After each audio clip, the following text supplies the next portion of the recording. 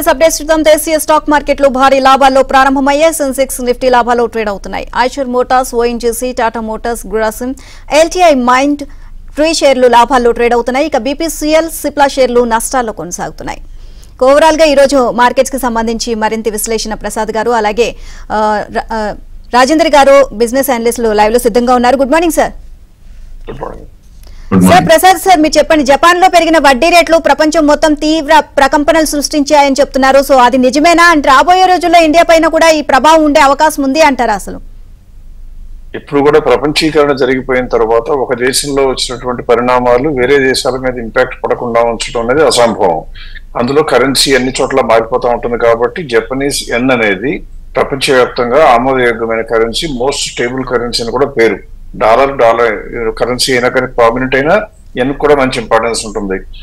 ఆ Japanese N ఎప్పటి నుంచో దాదాపుగా ఫ్రీగా డబ్బులు అందజేయడంతో ప్రతి ఒక్కళ్ళు జపనీస్ యెన్లో బారో చేసి వేరు వేరు కంట్రీస్ లో, ఇండియా కానివ్వండి, అమెరికా కానివ్వండి, యూరోప్ లో కానివ్వండి, అన్ని చోట్ల ఇన్వెస్ట్ చేసుకుంటూ వస్తున్నారు. ఎందుకంటే ఇంట్రెస్ట్ కట్టక్కర్లేదు, మనం తీసుకున్న డబ్బులు వెనక్కిస్తే చాలు కదా అని. కానీ ఏం జరిగిందంటే ఈ మధ్య కాలంలో ఈ 1 year లో అంటే 2024లో అది యెన్ విపరీతంగా పడిపోవడంతో ఒక పక్కన యూరోపియన్ సెంట్రల్ బ్యాంకు అలాగే యూకేమో ఇంట్రెస్ట్ రేట్లు కొద్దిగా తగ్గిస్తే జపనీస్ ఏం చేశారంటే మొన్న 0.25% ఇంట్రెస్ట్ పెంచారు.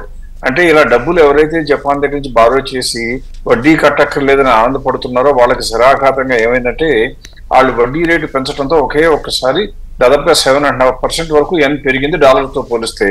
అంటే నిన్నటి వరకు నేను సంవత్సరం మొత్తం ఫ్రీగా వాడుకుందాం అనుకున్న నాకు ఒక్క వారంలోనే 7% పైన నెడ్డి విరిగిపోయేట్టుగా వడ్డీ భారం పడింది. ఎందుకంటే యెన్ పెరిగింది కాబట్టి. ఆ సమయంలో తప్పనిసరి పరిస్థితుల్లో అందరూ విదేశాల్లో ఉన్న అన్ని పొజిషన్స్, స్టాకుల్లో, బాండ్స్ లో ఉన్న పొజిషన్స్ అన్నిటినీ క్లోజ్ చేయడంతో ఒక రకమైనటువంటి తీవ్ర ప్రకంపనలు వచ్చిన మాట వాస్తవం. అది ఇండియాకు ఉంటుందా అంటే ఇండియాకి ప్రస్తుతం జపాన్ లో బారో చేసి ఇండియాలో ఇన్వెస్ట్ చేసిన ఇన్వెస్టర్లు ఎక్కువ ఉంటే వాళ్ళు తప్పనిసరి పరిస్థితుల్లో అమ్ముకోవాల్సి వస్తుంది. కానీ అదృష్టవశాత్తు ఇండియాలో అంత ఇంపాక్ట్ లేదు. రాబోయే రోజుల్లో ఉండదా అంటే ఒక పక్కన ప్రపంచం అంతా వడ్డీ రేట్లు తగ్గిస్తుంటే జపనీస్ పెంచడం అనేది యెన్ అట్రాక్టివ్ కాదు. అప్పుడు నెమ్మదిగా కొద్దిగా సరే ఈ డబ్బులు లాంగ్ టర్మ్ కోసం వచ్చిన ఫ్లోస్ వెనక్కి వెళ్ళిపోయే అవకాశం ఉంటుంది. ఎవరు కూడా కరెన్సీ వాల్యుయేషన్ పసిగట్టడం ఇంపాసిబుల్ అని చెప్పడానికి ఈ జపనీస్ యెన్ యొక్క ఉదంతమే నిదర్శనం. రాజేంద్ర గారు, మార్కెట్ లో కనపడుతున్న కరెక్షన్ ఇంకా కొనసాగే అవకాశం ఉంది అంటారా? ఈ సమయంలో అసలు ఇన్వెస్టర్లు ఎటువంటి అప్రోచ్ తీసుకుంటే మంచిది అంటారు? మనకి మార్కెట్స్ చూస్తే కనుక చాటికలీ లాస్ట్ 2 falls ఏవైతే వచ్చాయండి, సో వాటిల్లో ఏంటంటే మనకి ఈవెంట్ బేస్డ్ అండ్ లోకల్ వీటి వల్ల వచ్చింది. One is election results and దాని తర్వాత బడ్జెట్ వి. సో అందుకోసం మనకి ఎక్కువ వరి అనేది కనపడలేదు మార్కెట్స్ లో అండ్ వెరీ ఫాస్ట్ గా రికవర్ కూడా అవటం చేసాం. సో ఇప్పుడు వచ్చిన fall is a global factor. ఇప్పుడే ప్రసాద్ గారు చెప్పినట్టు because of the Japanese and all. So మనకి జపాన్ మార్కెట్స్ చూస్తే కనుక లాస్ట్ కపుల్ ఆఫ్ వీక్స్ లోనే ఆల్మోస్ట్ 20% రేజ్ అయ్యి అంతే ఈక్వల్ గా డ్రాస్టిక్ గా పడిపోవడం కూడా చేసాం. సో మనం అలాంటి దీనిలో అయితే లేవు డెఫినెట్ గా. సో మార్కెట్ మనకి కన్సాలిడేషన్ ఉండే ఛాన్సెస్ ఉంటుంది. సో ఇప్పుడు ఏంటంటే బేసికలీ మనం కూడా గోల్డ్ మార్కెట్స్ తో పాటు ఆల్మోస్ట్ ఒక 1200 points కరెక్ట్ అయ్యాం. టాప్ నుంచి చూస్తే కనుక అఫ్ కోర్స్ కొద్దిగా రికవరీ కూడా రావటం చేసాం. ఇన్ఫాక్ట్ మనది లోస్ నుంచి చూస్తే 500 points రికవర్ అయింది నిఫ్టీ పరంగా మనం చూస్తే కనుక. సో డెఫినెట్లీ మన మార్కెట్స్ రెసిలియన్స్ చూపిస్తాయి. ఈవెన్ గ్లోబల్ మార్కెట్స్ పడినా కూడా మేబీ 23,500 ఆ లెవెల్స్ లో మన మార్కెట్ సపోర్ట్ వచ్చే ఛాన్సెస్ ఎక్కువ ఉంది. ఎందుకంటే మనకి domestic money is driving the whole market గా చెప్పుకోవచ్చు. బట్ టెక్నికలీ స్పీకింగ్ ఇప్పుడైతే కొంచెం నో ట్రేడింగ్ జోన్ అని చెప్పొచ్చు. షార్ట్ టర్మ్ ఏదైతే మార్కెట్ ఉందో 20-day మూవింగ్ యావరేజ్ కింద ట్రేడ్ అవుతున్నాయి కాబట్టి ఇండిసీస్ కొద్దిగా వీక్నెస్ ఉండేదే ఛాన్సెస్ ఉంటుంది. But medium to long term చాలా బుల్లిష్ గానే ఉన్నాం. సో ఇక్కడ కాషన్ ఏంటి అంటే కనుక 2 sides ట్రేడర్స్ కి మనకు ఆపర్చునిటీ అయితే ఉంది. ఎందుకంటే 24,500 దగ్గర రెసిస్టెన్స్ ఉంది కాబట్టి ఇక్కడ సెల్ చేసి 80-100 points స్టాప్ లాస్ కూడా పెట్టుకోవచ్చు. And maybe next couple of days లో ఒకవేళ గ్లోబ్ పడితే కనుక మనం కూడా కిందకి పడే ఛాన్స్ ఉంది. సో ఓవరాల్ గా గ్లోబ్ ఇంపాక్ట్ అయితే మన దగ్గర పెద్దగా ఉండకపోవచ్చు. బట్ డెఫినెట్ గా గ్లోబ్ ని మాత్రం కొద్దిగా పర్సెంటేజ్ టర్మ్స్ ఫాలో అవుతాం. ఇన్ కేస్ గ్లోబ్ మొత్తం 10% పడితే మనం ఒక 5 to 4% కిందకి వచ్చే ఛాన్సెస్ అయితే కనపడుతుంది. సార్ ప్రసాద్ గారు, కంపెనీలో రిజల్ట్స్ ని మీరు క్లోజ్ గా అబ్జర్వ్ చేస్తూ ఉంటారు కదా. సో మరి ప్రస్తుతం ఉన్న ట్రెండ్ ఆశాజనకంగా ఉంది అంటారా? అసలు ఆశాజనకం అంటే 2 రకాలు. ఒకటేమో ప్రజలకి కావాల్సింది మార్కెట్ లో రేట్లు పెరుగుతాయా లేదు, దాన్ని బట్టి ఆశాజనకం, నిరాశాజనకం అంటారు. కానీ మేము ఏం చెప్తామంటే ఇప్పుడు కూడా ఏ కంపెనీలో అయితే మనం కొనుక్కుని లాభపడదాం అనుకుంటున్నామో ఆ కంపెనీలకు లాభాలు పెరుగుతుంటే ఇవాళ కాకపోతే రేపు కొన్ని రోజుల తర్వాతైనా రేట్లు పెరుగుతాయి కాబట్టి లాభాల పరంగా చూస్తే ఆశాజనకంగా ఉందా లేదా అని చూస్తూ ఉంటాం. ఇప్పుడు నా స్క్రీన్ కనపడుతున్నది, ఒకసారి స్క్రీన్ కనపడుతుంది కదండి. అండ్ సార్, మీరు ఆర్బీఐ గవర్నర్ రీసెంట్ గా జరిగిన రివ్యూ మీటింగ్ తర్వాత చేసిన అనౌన్స్ అలాగే ఫండ్స్ మార్కెట్ కి సపోర్ట్ చేస్తాయా లేక నెగిటివ్ గా భావించవచ్చు అంటారా? ఒక్క నిమిషం, ఇప్పుడు మనం అంతకుముందు మీరు ఇంతకుముందు అడిగిన ప్రశ్నకి సమాధానం చెప్పే లోపల మీరు వేరే ప్రశ్న వచ్చారు.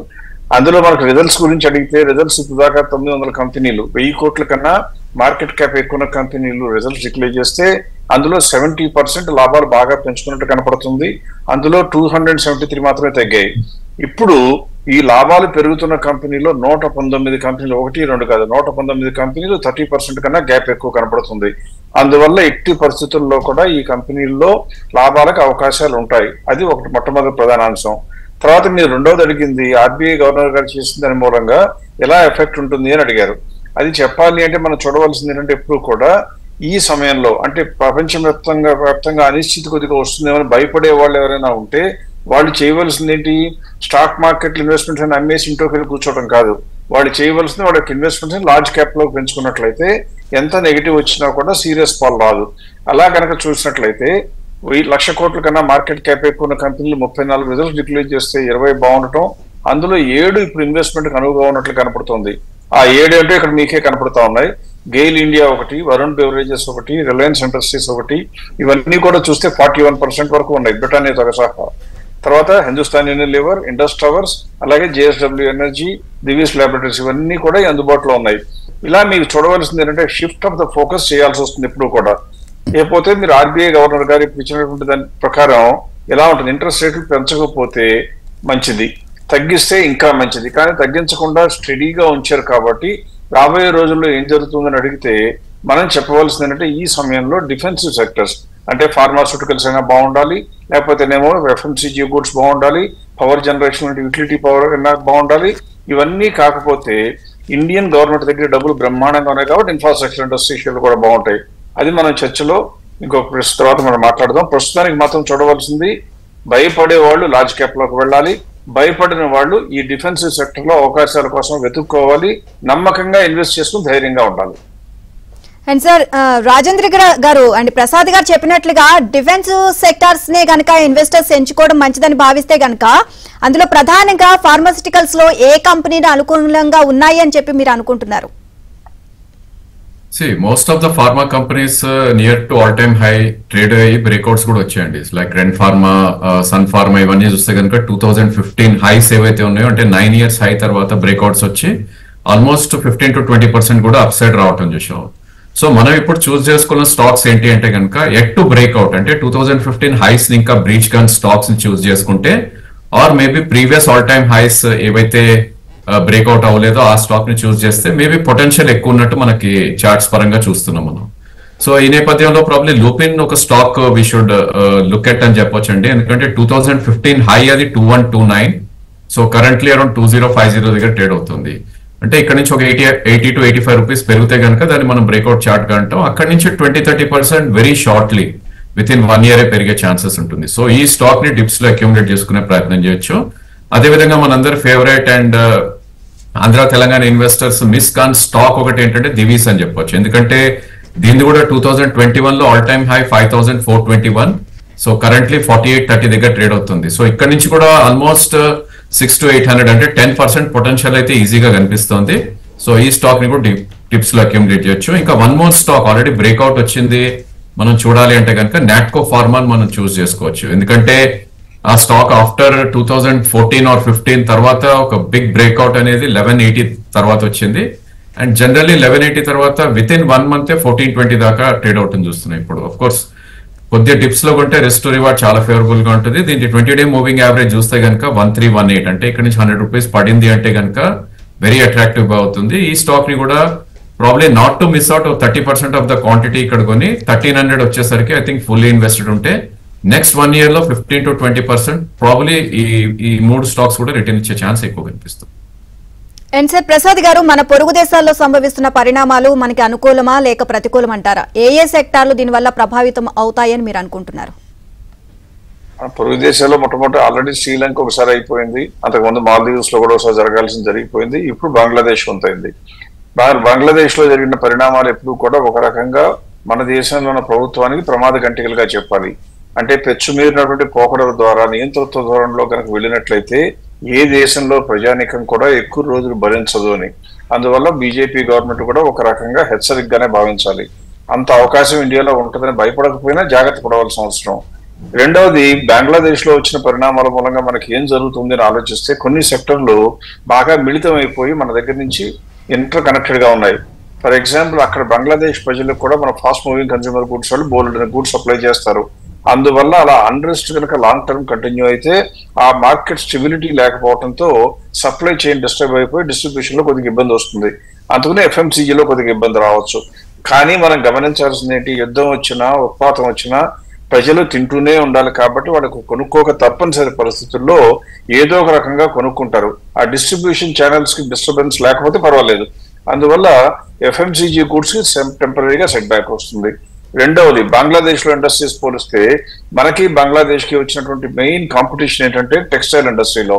ఆ టెక్స్టైల్ ఇండస్ట్రీలో షేర్స్ అన్ని కూడా ఏం చేస్తారంటే అక్కడ ఉన్నవాళ్ళు లో పవర్ రేటు అలాగే లో లేబర్ కాస్ట్ ఉండటంతో మనకన్న ఆర్డర్లన్నీ కూడా వాళ్ళు తీసుకెళ్లిపోయారు. ఇప్పుడు డిస్లోకేట్ అవడంతో టెక్స్టైల్ ఇండస్ట్రీ కొద్దిగా బాగుపడే అవకాశం ఉంది. ఇప్పుడు క్విక్ గా నేను ఏం చేస్తానంటే ఎఫ్ఎంసీజీ సెక్టర్ ఒకసారి రివ్యూ చేసి అలాగే టెక్స్టైల్ ఇండస్ట్రీస్ గురించి కూడా చూపించే ప్రయత్నం చేస్తాను. ఇప్పుడు మీరు స్క్రీన్ మీద చూస్తున్న అయితే ఎఫ్ఎంసీజీ గుడ్స్, అంటే ఇండియాలోని ఎఫ్ఎంసీజీ గుడ్స్ లో మ్యారికో ఒకటే మెయిన్ గా ప్రధానంగా బాగా ఎక్కువ ఎక్స్పోజర్ ఉంది బంగ్లాదేశ్ లో. అది లక్కీగా మనకు ఉన్నటువంటి దానిలో పెద్దగా స్కోప్ ఉందా లేదని చూస్తే 29%. ఇప్పుడు మీరు చూస్తే ఎఫ్ఎంసీజీలో మ్యారికో అనేది ఎక్కడో ఉంది, దానికి 29.92% కాబట్టి దీని కలర్ నేను వేయటం జరగలేదు, అంటే 30% స్కోప్ లేదు అని. అది ఒక్కటే ప్రస్తుతానికి అడ్మిట్ చేసింది. అది వదిలేస్తే జైడస్ వెల్నెస్, ఎఫ్ఎంసీజీ ఇండియాలో కూడా బాగుంటుంది. Defensive sector, Varun beverages, Britannia industries, Hindustan Unilever, Nestle, Dabur India ఇవన్నీ కూడా మోర్ దెన్ 30% స్కోప్ ఉన్నాయి. ఇండియాలో చేస్తున్న కారణాల మూలంగా, రిజర్వ్ బ్యాంక్ ఇచ్చే పాలసీల మూలంగా, ప్రభుత్వం పెట్టే ఖర్చుల మూలంగా ఈ సెక్టర్ దివ్యంగా ఉండబోతుంది. ఇక ఆ తర్వాత మనం ఖచ్చితంగా చూడవలసింది ఏంటంటే టెక్స్టైల్ ఇండస్ట్రీ కూడా ఒకసారి చూడాలి. ఆ టెక్స్టైల్ ఇండస్ట్రీ కనుక చూసినట్లయితే ఇప్పుడు వరకు లాస్ట్ 90 days ఎలా జరిగిందని చూస్తే మీకు గ్రాఫ్ మీద కనపడుతున్నట్లుగా దాదాపుగా 28% పెరిగింది లాస్ట్ 90 days లో. అంటే మార్కెట్ మొత్తం కలిపితే ఇంటెలిజెన్స్ ఎలా ఉంటుందనడానికి నిదర్శనం ఇది. బంగ్లాదేశ్ లో ఫైర్ మొదలైతే ఇండియాలో టెక్స్టైల్ ఇండస్ట్రీ కంపెనీ షేర్లని కొనుక్కోవడం మొదలు పెట్టారు. ఏది ఇవాళ మనం చర్చిస్తున్న విషయం మార్కెట్ కి అంతకు ముందే తెలిసిపోయింది కాబట్టి. అలా అని ఇందులో ఇంకేమైనా అవకాశాలు ఉండవా, ఆల్రెడీ పెరిగిపోయిందా అనుకుంటే కాదు, అవకాశాలు ఇంకా ఉంటాయి. ఫర్ ఎగ్జాంపుల్, ఇప్పుడున్న కంపెనీలో చూస్తే పేజ్ ఇండస్ట్రీస్ లార్జ్ కెపాసిటీ ఉన్నది. ఆర్డర్లు అక్కడి నుంచి బంగ్లాదేశ్ నుంచి ఇండియాకి ఎవరైనా వచ్చినా చేయగలిగిన కెపాసిటీ మన దగ్గర ఉండాలి అంటే పెద్ద సంస్థ అయి ఉండాలి. అలా పేజ్ ఇండస్ట్రీస్ చూస్తే మార్కెట్ క్యాప్ 43,000 కోట్లు ఉంటే దాని రేట్లు ఎక్కువ ఉంటాయి. ఎప్పుడైనా కొనుక్కునే వాళ్ళకి 40,000 షేర్ అంటే కొనడానికి భయపడతారు, కానీ అందులో 35% వరకు పెరగడానికి ఛాన్స్ కనపడుతుంది ఈ బంగ్లాదేశ్ యొక్క కారణం మూలంగా. అలాగే నితిన్ స్పిన్నర్స్ కూడా చూస్తే 6.4% ఏమో సేల్స్ పెరిగితే ఈ క్వార్టర్లో లాస్ట్ ట్రైలింగ్ 12 months లో 10% వరకు ప్రాఫిట్లు పెరిగి అందులో కూడా 30% కనపడుతుంది. ఇంకా ఏమన్నా కావాలి అంటే వెల్స్పన్ లివింగ్ ఉంది, గర్వారే టెక్నికల్ ఫైబర్ ఉంది, అలాగే కేపీఆర్ మిల్స్ ఉన్నాయి. కాకపోతే ఈ మూడు కూడా కొద్దిగా తక్కువలో ఉన్నాయి. అందువల్ల వేరే వాళ్ళకు వచ్చిన ప్రమాదం మనకు అవకాశంగా ఎలా పరిణమిస్తుంది అంటే టెక్స్టైల్ ఇండస్ట్రీ ఒక బ్రహ్మాండమైన ఎగ్జాంపుల్ కింద చెప్పొచ్చు. థ్యాంక్ యూ రాజేంద్ర గారు అండ్ ప్రసాద్ గారు ఈరోజు మార్కెట్స్ పై మీ విశ్లేషణ తెలియజేసినందుకు. Thank you so much.